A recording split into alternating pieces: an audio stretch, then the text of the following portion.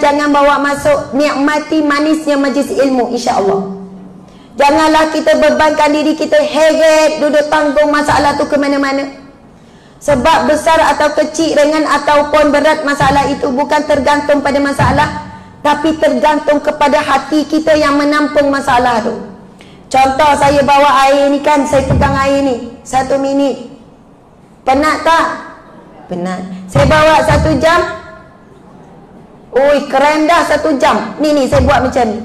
Kalau saya pegang ni 1 hari, oi, terus keren, terus lempur, memang tak boleh. Aduh, ni pun dah terasa.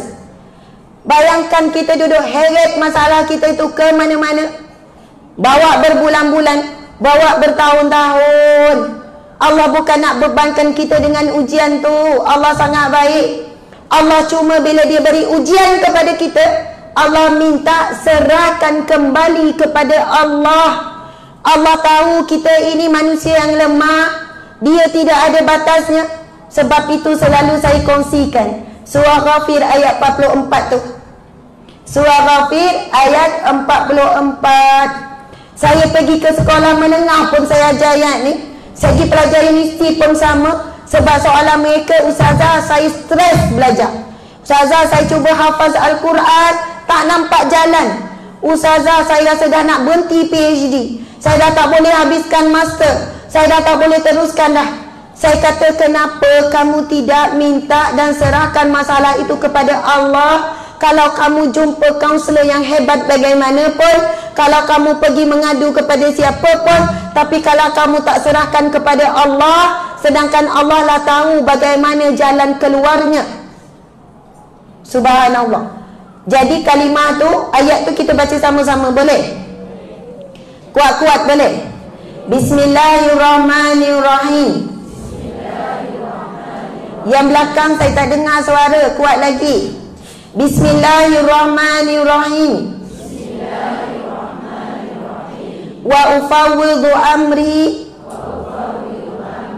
ila Allah. Innallaha basirun bil ibad. Daku menyerahkan urusanku bulat-bulat sepenuhnya kepada Allah. Sesungguhnya Allah Maha melihat keadaan hamba-hambanya. Sekali lagi kita akan ulang. Yang kiri dan kanan muslimin pun sekali, subhanallah. Dan kita akan baca terjemahan, tapi saya akan tambah sikit sebagai panduan, insya-Allah. Bismillahirrahmanirrahim. Wa ufawwidu amri ila Allah. Innallaha basirun bil ibad. Daku menyerahkan urusanku, kesedihanku, kebimbanganku, kesakitanku, kekecewaanku, perancanganku, hajatku, impianku kepada Allah. Sesungguhnya Allah Maha melihat keadaan hambanya. Amin ya rabbal alamin. Subhanallah. Ibu-ibu sekalian, Allahu Akbar. Kalau ada masalah, ada ujian, ada kesempitan, ada kerunsingan, cubalah buat. Walaupun tak percaya, buat saja. Nanti akan terkejut dengan hasilnya. Saya dah ramai yang jumpa, yang tulis dekat mesej, dekat PMFB, yang jumpa depan. Ustazah, terima kasih Ustazah. Masalah yang bertahun-tahun Allah selesaikan dalam tempoh beberapa minggu sahaja. Bila saya mula beramal dan serahkan masalah itu kepada Allah, Allah beri jalan keluar yang saya tak terfikir langsung. Ada seorang isteri menangis-nangis jumpa saya, peluk-peluk. Ustazah, selama ni saya ikhtiar untuk suami saya berubah. Rupanya saya lupa nak sandarkan ikhtiar kepada Allah. Tapi bila saya baca doa tu, saya sebut, ya Allah, aku serahkan suamiku kepadamu, ya Allah. Sesungguhnya engkau maha melihat keadaanku. Maksudnya dia mulai yakin Allah melihat dia lemah, dia tak mampu, dia dah tak berdaya untuk berhadapan dengan akhlak suami yang buruk ni. Tetapi ustazah, rupanya Allah uji saya bertahun-tahun supaya akhirnya saya benar-benar kembali kepada Allah. Tapi kalau Allah makbulkan dalam keadaan hati saya belum faham, tujuan ujian Allah adalah untuk hati saya ini yakin dengan Allah, hati saya ini percaya kepada Allah. Ayat itu telah membantu saya yakin bahawasanya Allah pasti membantu. Allahu Akbar. Anak-anak ada pelajar tahfiz, dia kata, ustazah, saya dah blur, saya dah blank, saya rasa dah tak boleh teruskan hafaz Al-Quran. Saya cuba hafaz berapa hari tak masuk, satu muka surat pun tak boleh nak habis. Saya kata, nak, kamu cuba baca ayat ni, kamu jangan buat apa-apa, serah bulat-bulat kepada Allah. Mungkin selama ni kamu boleh hafal sehari 2 muka surat, 5 muka surat, 4 muka surat. Dia kata, betul ustazah, sebelum ini saya hafal mudah, tapi sekarang Allah uji saya 1 muka surat sehari 2 hari pun saya tak boleh. Sebenarnya Allah sedang mahu membetulkan hati kamu. Selama ini kamu menyandarkan kepada kebolehan kamu menghafal cepat, sampai orang puji, betul tak? Betul ustazah, orang kagum dengan saya. Saya boleh baca 1 hari, boleh hafal 2-3 muka surat. Tapi bila Allah uji macam ni, saya terus putus asa. Serah kembali kepada Allah. Sebab Allah tidak mahu kamu habis 30 juzuk dalam keadaan kamu sandarkan pada kemampuan diri kamu. Lalu dia ulang. Tak lama saya jumpa balik, ataupun dia mesej saya lupa.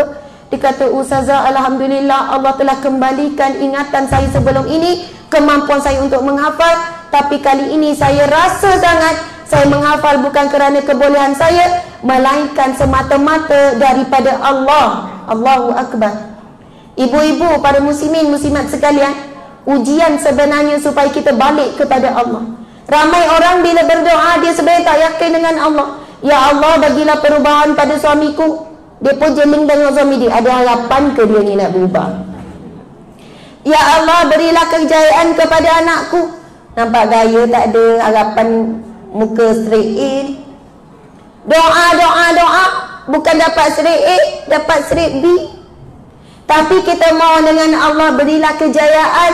Memang hari ini nampak dia kurang berjaya, tetapi kita nak hujung hidupnya berjaya. Sedangkan dalam surah Al-Mu'minun Allah sebut apa? Qad aflahal mu'minun. Qad, ini adalah qad aflaha, takkid, maka sesungguhnya. Aflaha fi'il madhi. Kalau fi'il mudhari', present tense yang sedang berlaku. Kalau sebut fi'il madhi, past tense, qad aflaha, maka sesungguhnya telah berjaya. Maksudnya ditujukan kepada orang yang dah berjaya, dah ada testimoni, dah confirm berjaya. Orang yang begini siapa? Qad aflahal mu'minun, qad aflahal mu'minin, maka sesungguhnya telah berjaya. Siapa? Allazina fi salatihim khashi'un, mereka yang dalam solatnya khusyuk. Kita ni duk kerja berjaya apa? Berjaya belajar, berjaya kerja. Ada kejaya hebat tu, berjaya lah tu. Anak saya berjaya semua, alhamdulillah. Walaupun solatnya lalai, macam mana nak tahu solat lalai atau tidak? Tengok di luar solat. Kalau di luar lalai daripada perintah Allah, apatah lagi dalam solat. Dalam solat ramai wanita tutup aurat dengan sempurna, tutup semua kecuali muka dan tapak tangan. Tapi di luar solat dia tidak boleh nak taat perintah Allah. Adakah Allah hanya ada dalam solat, di luar solat Allah tidak ada? Adakah kita terikat dengan perintah Allah ketika solat saja, tidak di luar solat? Allahu Akbar. Kita menjadi hamba Allah setiap saat, setiap ketika, setiap keadaan. Sebab itu Allah sebut, maka sesungguhnya telah berjaya, confirm berjaya. Siapa? Orang yang solatnya khusyuk. Ini perkara paling susah, tapi kalau kita boleh buat, berjaya apa? Dapat syurga Allah. Itu kemenangan yang sebenar. Kejayaan sebenar apabila hidup dapat redha Allah, dapat pengampunan Allah, hidup dapat rahmat Allah. Dalam apa jua keadaan hidup kita, kalau dapat ini, insya-Allah kita perolehi hasil kejayaan itu, syurga Allah Subhanahu wa ta'ala. Allahu Akbar.